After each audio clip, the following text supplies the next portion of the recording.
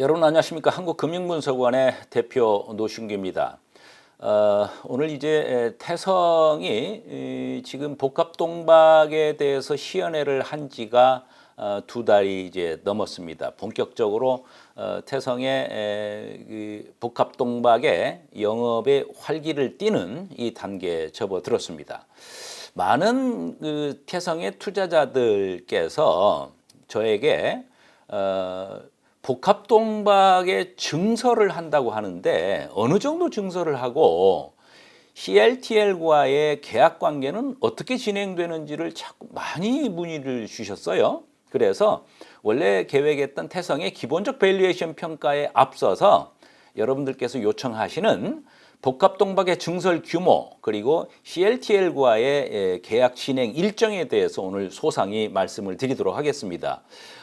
먼저 증설 규모와 부지 매입 그리고 그렇게 하기 위해서는 이제 막대한 자본이 필요할 텐데 1,000억의 자본 조달을 한다라고 이미 언론에 보도가 돼 있지 않습니까? 저 부분은 어떻게 되고 있고 미래 성장성이 대단히 밝은 태성에 대해서 왜 외국인 투자자와 기관 투자자는 철저히 외면하고 있는가 그 이유에 대해서도 말씀을 드리도록 하겠습니다.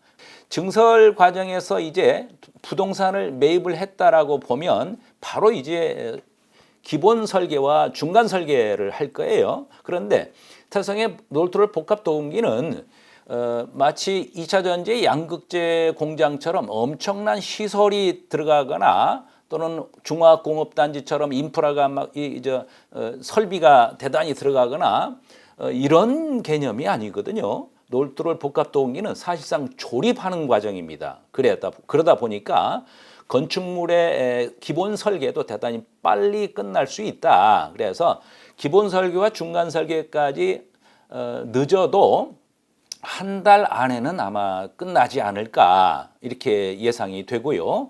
부지를 매입하고요. 그리고 나서 이제 관할 당국의 심의와 허가 단계를 거칠 텐데 심의와 허가 과정이라고 하는 저 단계가 이미 공단에 여러 인프라가 다 갖춰져 있기 때문에 또 특히나 여러분들 그 건설 설계에서 조금 아시는 분들이 계시겠지만 태성의 놀토럴 복합동박 공장은 지하층이 사실상 필요가 없습니다. 만약에 어떤 건축물을 지을 때 굴토라고 하잖아요. 굴토, 땅을 파는 깊이가 5m 이상이 되거나 지하 2층, 3층 이렇게 내려가게 되면 이제 인허가 과정이나 실시 설계, 기본 설계까지 과정이 대단히 복잡해지잖아요. 그런데 태성의 공장은 그런 굴토 작업이 거의 필요가 없기 때문에 심의와 허가가 대단히 빠르게 진행될 수 있고 그리고 이제 실시 설계까지는 아무리 늦어져도 3개월이면 끝난다 이렇게 볼 수가 있어요. 자, 그런데 말이죠. 여기서 중요한 게 있어요.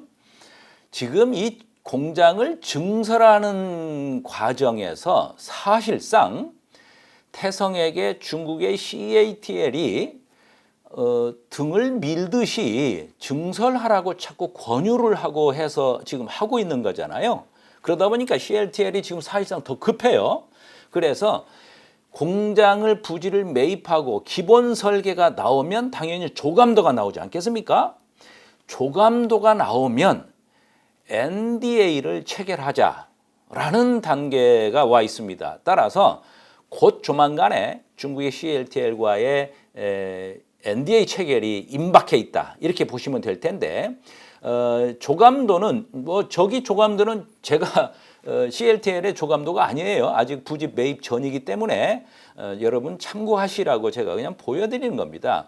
많은 투자자 되시는 분들이 그러면 이렇도록 미래 성장성이 확실해 보이는데 왜 외국인과 기관 투자자는 태성 주식을 왜 적극적으로 사지 않느냐라는 질문을 많이 저한테 주셔요. 자, 그런데 그 부분은 여러분들이 잘 이해하시지 못해서 그러십니다. 제가 소상히 말씀을 드리도록 하지요. 먼저 기관 투자자와 외국인 투자자는 기본적으로 시스템에 의해서 움직이는데요. 운용 준칙이라는 게 있습니다. 운용 준칙에 1번 시가총액이 일정 규모 이하인 것은 매수 자체가 금지입니다. 펀드나 규모에 따라서 다 금융기관마다 다소의 차이는 있으나 시가총액이 3천억 미만이거나 시가총액이 5천억 미만이거나 시가총액이 1조 미만인 회사는 아예 매수가 금지된 그런 금융기관이 아주 많습니다. 그래서 시가총액이 지금 태성은 3천억이 안 돼요. 그래서 저 1번에서 탁 걸려 있습니다. 그래서 기관 투자자에서 매수를 할 수 없다라고 하는 부분이에요. 그 다음에 일정 규모 이하의 매출액이 되면 또 매수가 금지되는데 안타깝게도 태성의 작년도 매출액은 300억대밖에 되지 않습니다. 그래서 아예 매수 자체가 금지되어 있다라고 하는 시스템에 의해서 세 번째는 적자 기업도 역시 매수가 금지입니다. 그런데 태성은 작년에 적자 기업입니다. 또한 성장성이 정체된 기업도 매수가 제한됩니다. 그런데 태성은 아시다시피 지금 작년까지 얘기하는 거예요. 지금 PCB 장비 회사입니다. 그런데 PCB 장비는 사실상 그다지 미래 성장성이 있는 회사다라고 보기가 어렵습니다. 이제 지금 우리의 뜨거운 관심 사항인 글라스 기판이나 복합동마 2차 전지 소재와 장비로 이제 나가버리는 과정이라서 지금까지의 과거의 태성을 PCB 장비 이렇게 인식하시면 큰일 나겠죠. 그런데 기관 투자자는 가능성을 얘기하는 것이 아니라 지금 현재를 보는 것이라서 태성을 성장성이 정체되어 있는 기업이다라고 보는 거지요. 그래서 외국인과 기관 투자자가 태성을 살 수 있는 것은 제한된다라고 볼 수 있어요. 자, 그러면 어떤 분들께서는 아니 뭐 JP 모간이나 이런 몇 개 외국인 이렇게 매수가 찍히던데 어떻게 된 거냐? 사실은 JP 모건에서 계좌를 개설해서 거기에 어떤 펀드가 주식을 사면 JP 모건으로 찍히게 되고 또 외국인 매수로 찍힐 수가 있죠. 여러분 제가 1편에서 말씀을 드렸지만 저는 외국계 증권사 출신입니다. 제가 그때 외국계 증권사에 다닐 때 저희가 이제 주문을 내면 외국계로 찍히는 경우도 있어요. 또 저희 본사가 홍콩에 있었는데요. 홍콩에 상주하는 우리 한국 사람, 저희 직원이 주문을 내면 외국인 매수로 탁 찍힙니다. 사실은 저희 한국 직원이 낸 거예요. 그래서 그때가 1995년 정도인데요. 그래서 제가 그때 당시 매일경제하고 인터뷰를 하면서 이 외국인 매수로 찍히는데 사실은 한국 사람이 주문 낸 거다. 심지어 제가 주문을 내는 것도 있었고요. 그래서 제가 그때 당시에 언론 인터뷰를 하면서 사실은 외국인 매수가 아니고 검은 머리 외국인이다라고 했더니 제목 헤드라인을 아주 크게 뽑았더군요. 외국인 매수의 허수, 검은 머리 외국인 이렇게 해서 사실상 검은 머리 외국인이라는 말을 제가 아마 처음 사용하지 않았나 이런 생각을 해봅니다. 어찌됐든 지금 외국인 매수의 가장 키포인트는 시가총액이 일정 규모 이하인 것은 살 수가 없다라고 하는 거예요. 자, 그런데요. 여기서 중요한 포인트가 있습니다. 성장이 정체되거나 적자 기업이거나 매출액이 일정 규모 이하일지라도 시가총액이 급성장하면 일정 부분 매수를 해야만 하는 또 규정이 있습니다. 예를 들어서 1조를 초과해버리면 일정 퍼센트를 반드시 사야 돼요. 그런 또 규정이 있어서 주가가 크게 올라가서 시가총액이 높아지면 외국인 투자자는 자동으로 들어온다라고 이해하셔야 되겠습니다. 자, 그렇게 되면 제가 이제 태성의 리포터를 언제입니까? 5월 29일인가요? 5월 29일 날 1차 리포터를 발간했고 지금 6월 14일 날 2차 보고서 두 번의 보고서를 발간했어요. 자, 그러면 태성의 주식을 어떻게 보느냐? 내년도 주가 얼마나 갈 것 같으냐? 2026년도에는 태성 주가 얼마 봅니까, 대표님? 이렇게 저한테 많이 물으시는데요. 태성은 PCB 장비의 기본 베이스의 바탕 위에 저 세 가지가 얹혀지고 있습니다. 글라스 기판, 카메라 묘들, 롤트롤 복합 동바. 이 하나가 모두가 엄청난 크기의 시장을 가지고 있어요. 자, 그러면 우측 하단에 제가 여러분 그냥 힌트만 좀 드리려고 저는 이미 다 태성의 주가를 염두에 두고 있습니다. 그러나 지금 제 입으로 태성 주가가 얼마 간다라고 얘기하면 지금 10,000원대에서 그 얘기 하기에는 조금 부족합니다. 지금 현재 주가가 부족하다는 뜻이에요. 그리고 너무 괴리감 있게 제가 말씀을 드려버리면 또 조금 신뢰감이 떨어질 것 같기도 하고요. 그래서 말씀을 안 드리고 차지하고 있습니다. 지금 우측 하단에 제가 일부러 그냥 짧게 했습니다. 왜냐하면 저 부분은요, 태성의 적정 주가와 밸류에이션은 제가 이제 3편에서 말이죠, 아주 소상하게 매출액과 영업이익에 대해서 연도별로 말씀을 드릴 겁니다. 그래서 저 부분은 좀 기대해 주시는데요. 참고로 하나 힌트를 드리자면 5월 29일 날 태성 주가, 태성의 리포트를 제가 발간할 때 그 제목을 10배, 템버거, 퀀텀 점프 이 단어를 썼습니다. 그때 5,000원대 주식이 10배가 가려면 태성의 기본적 주가는 얼마 가야 10배 템버거가 되겠습니까? 자, 그런데요, 저는 지금 점점 태성의 사업의 이 신규 사업에 진척이 되는 과정을 보면서 10배를 수정해야 되겠습니다. 그것은 3편에서 말씀을 드리도록 하겠습니다. 자, 그래서 여러분들 주가에 대해서 기대해 주시고요.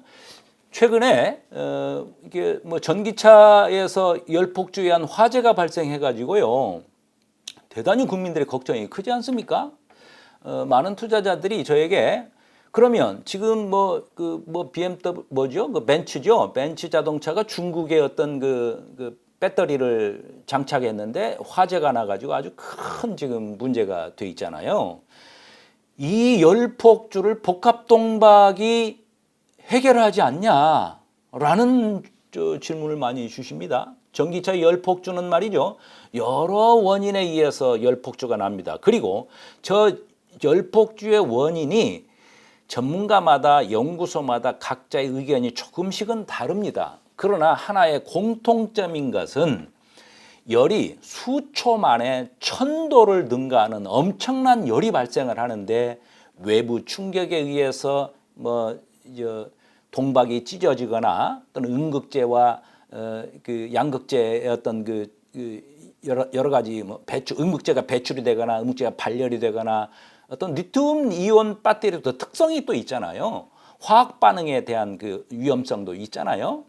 또 전기 화학 반응이 급속도로 온도를 상승시킨다는 여러 가지 지금 이유가 있는데 전기차 열폭주를 태성의 복합동박 소재가 아마 방지책이 되느냐라고 하는 것은 또 엄청난 다른 얘기일 거예요. 큰 시장 이슈를 줄 건데요.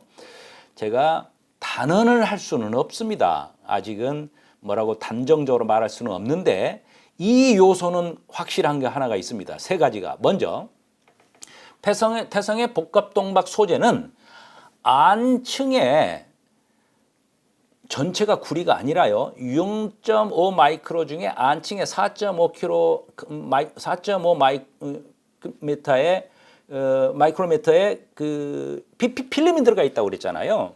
그러다 보니까 화학적 안정성이 대단히 커진다. 그래서 배터리의 화학적 안정성을 향상시킨다라고 하는 점 하나.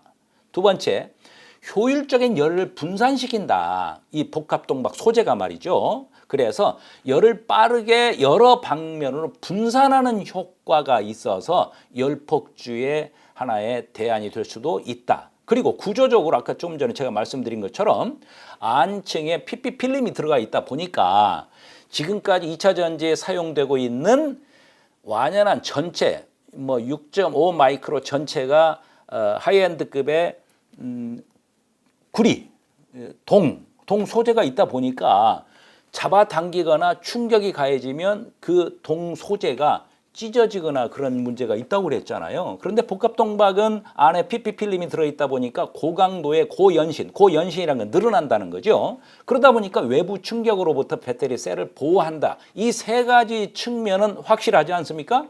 그래서 열폭주를 복합동박이 대안이다, 그 방지책 대안이다라고 단정적으로 말씀을 드릴 수는 어려워요. 그러나 도움을 준다, 열폭주 예방 방지에는 도움이 된다라고 한 것만은 확실합니다. 그래서 여러분들 참고하시길 바라겠고요. 자, 오늘 여러분들이 굉장히 많이 문의를 주셔서 적정주가 얘기하기 전에 복합동박 증설 및 CLTL과의 진행에 대해서 오늘 말씀을 드렸습니다. 모쪼록 여러분들이 주식의 본질 가치를 선반영하고 하기 위해서는 사실상 주주의 책임이 크죠.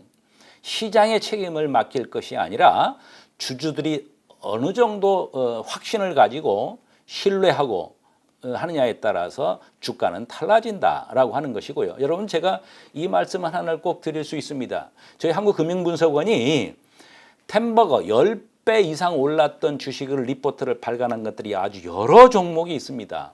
그 여러 종목 중에 10배, 20배가 가기 위해서는요, 주주들이 똘똘 뭉쳐서 확고한 신념과 신뢰를 가져야 되는 것이고, 제발 사고 팔고를 반복하지 않으시는 게 좋습니다.